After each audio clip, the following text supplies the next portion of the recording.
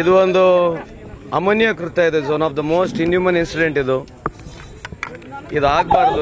ಎಲ್ಲೇ ಯಾವುದೇ ಒಂದು ಸಮಾಜದಲ್ಲಿ, ಯಾವುದೇ ಒಂದು ದೇಶದಲ್ಲಿ ಅಥವಾ ಯಾವುದೇ ಒಂದು ರಾಜ್ಯದಲ್ಲಿ ಇಂಥದ್ದು ಆಗಬಾರ್ದು. ವಿಶೇಷವಾಗಿ ಇದು ಒಂದು ಇನ್ಹ್ಯೂಮನ್ ಆಕ್ಟ್ ನ ನಾನು ವೈಯಕ್ತಿಕವಾಗಿ ಖಂಡನೆ ಮಾಡ್ತೀನಿ.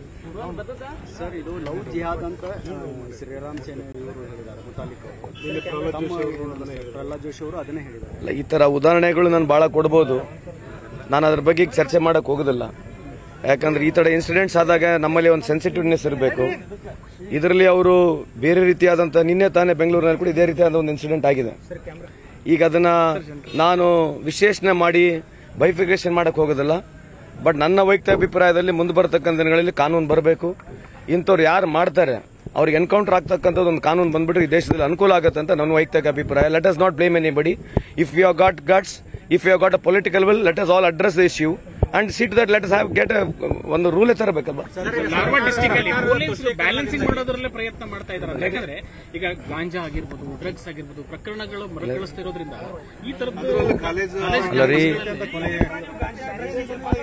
ಹೌದ್ರಿ, ಡ್ರಗ್ಸ್ ಈಗ ನೀವು ಕೇಳಿದ ಪ್ರಶ್ನೆಗೆ ಉತ್ತರ ಕೊಡ್ಬೇಕು. ನಾನು ಕೊಡಬಾರ್ದಂತಿದ್ದೆ.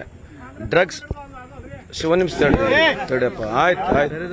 ಡ್ರಗ್ಸ್ ಬರ್ಲಿಕ್ಕೆ ಅಲ್ಲ, ಡ್ರಗ್ಸ್ ಬರ್ತಕ್ಕಂಥದ್ದು ಬರೀ ಸ್ಟೇಟ್ ಇಶ್ಯೂ ಅಲ್ಲ, ಪೋರ್ಟ್ಲಿಂದ ಕೂಡ ಡ್ರಗ್ಸ್ ಬರ್ತದೆ. ಸೊ ಅದ್ರ ಬಗ್ಗೆ ಚರ್ಚೆ ಬೇಡ.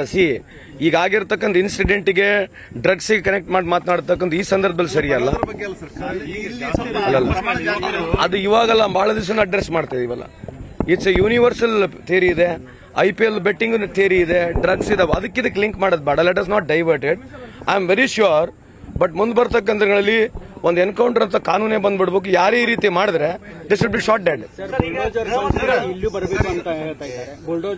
ಅಲ್ರಿ, ಎನ್ಕೌಂಟರ್ ತಂದ್ಬಿಟ್ರೆ ಆಯ್ತಲ್ಲ, ಬುಲ್ಡೋಸರ್ ಹಾಕ್ಬೇಕು.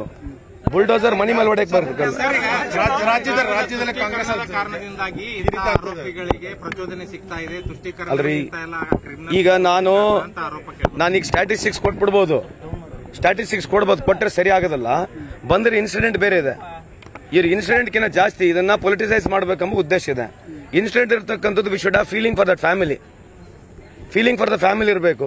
ಈ ಫೀಲಿಂಗ್ ಫಾರ್ ದ ಫ್ಯಾಮಿಲಿ ಬಿಟ್ಟು ಇದನ್ನ ಇಶ್ಯೂ ತಗೊಂಡು ಪೊಲಿಟಿಕ್ಸ್ ಮಾಡಕ್ ನಾನು ಹೋಗಕ್ ಬರೋಲ್ಲ. ಅದು ನಾನು ಮಾತಾಡೋಕ್ ಆಗೋದಿಲ್ಲ. ಯಾಕೆ ಹೇಳ್ತಾ ಇದೀವಿ ಅಂದ್ರೆ, ನಿನ್ನೆ ಪ್ರಹ್ಲಾದ್ ಜೋಶಿ ಅವರು, ಇವತ್ತು ಬೊಮ್ಮಾಯಿ ಅವರು, ಆಗಲೇ ಪ್ರಮೋದ್ ಮುತಾಲಿಕ್ ಅವರು ಎಲ್ಲ ಹೇಳಿದ್ದು ಒಂದೇ, ಲವ್ ಜಿಹಾದ್ ಆಂಗಲ್ ಇದೆ. ಹುಡುಗಿಯನ್ನ ಡೈವರ್ಟ್ ಮಾಡಬೇಕು, ಪ್ರೀತಿಸಿ ಅಂತೇಳಿ ಪ್ರಯತ್ನ ಮಾಡಿದ್ರು. ಆಗದಿದ್ದಕ್ಕೆ ಕೊಲೆ ಮಾಡಿದ್ರು. SIT ತನಿಖೆಗೆ ಒಪ್ಪಿಸಿ ಅಂತ ಹೇಳ್ತಾ ಇದ್ದಾರೆ. ಅಲ್ಲ, ಈಗ ತನಿಖೆ ಬಗ್ಗೆ ಅದನ್ನೆಲ್ಲ ಮುಂದೆ ಮಾತನಾಡೋಣ. ಈಗ ಅವ್ರ ಕಮೆಂಟ್ಸ್ ಏನಿದೆ, ಲವ್ ಜಿಹಾದ್ ಅಂತಕ್ಕಂಥ ಕಮೆಂಟ್ ಇದೆ, ಇದನ್ನೇನು ಅರ್ಥ ಏನು? ಸೊ ಈ ತರದ ಬಹಳ ಇನ್ಸಿಡೆಂಟ್ಸ್ ಎಲ್ಲ ಸಮಾಜದಲ್ಲಿ ಆಗ್ತವೆ. ಈಗ ಬಂದಿರತಕ್ಕಂಥದ್ದು ನಿಮಗೆ ಗೊತ್ತಿದೆ.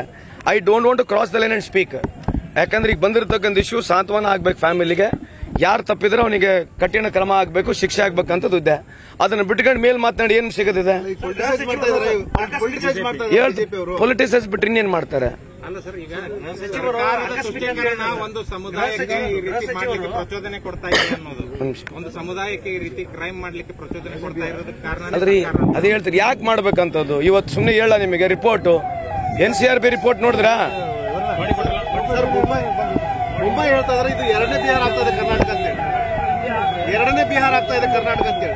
ಈಗ ಮೊದಲನೇ ಬಿಹಾರೋ ಎರಡನೇ ಬಿಹಾರೋ ಅದ್ರ ಬಗ್ಗೆ ನಾನು ಉತ್ತರ ಕೊಡೋದು. ನಾನೀಗ ಪೊಲಿಟಿಕಲಿ ಸ್ಟ್ಯಾಟಿಸ್ಟಿಕ್ಸ್ ಕೊಟ್ಕೊಂತ ಹೋದ್ರೆ ಸುಮ್ಮನೆ ಸರಿ ಆಗೋದಿಲ್ಲ. ಅದ್ರ ಬಗ್ಗೆ ಬೇಡ. ಇದ್ರ ಬಗ್ಗೆ ಚರ್ಚೆ ಇಷ್ಟಕ್ಕೆ ಇರೋಣ ಅಂತ ಈ ಸಂದರ್ಭ ಕೇಳಿಕೆ ಬಯಸ್ತೇನೆ.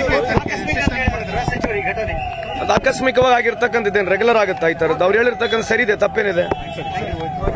ಕನ್ನಡಿಗರ ಮೆಚ್ಚಿನ ನಿಮ್ಮ ನ್ಯೂಸ್ 18 ಕನ್ನಡ ಈಗ ವಾಟ್ಸ್ಆಪ್ನಲ್ಲಿಯೂ ಲಭ್ಯ. ಕರ್ನಾಟಕ ಮತ್ತು ದೇಶ ವಿದೇಶದ 360 ಡಿಗ್ರಿ ಸುದ್ದಿ ವಿವರವನ್ನ ನೀವು ನಿಮ್ಮ ಕೈ ಬೆರಳುಗಳಲ್ಲಿಯೇ ಪಡೆಯೋದಿಕ್ಕೆ ಈ QR ಕೋಡ್ ಅನ್ನ ಸ್ಕ್ಯಾನ್ ಮಾಡಿ. ನಮ್ಮ ಚಾನೆಲ್ ಅನ್ನ ಫಾಲೋ ಮಾಡಿ, ನೋಟಿಫಿಕೇಶನ್ ಆನ್ ಮಾಡಿ.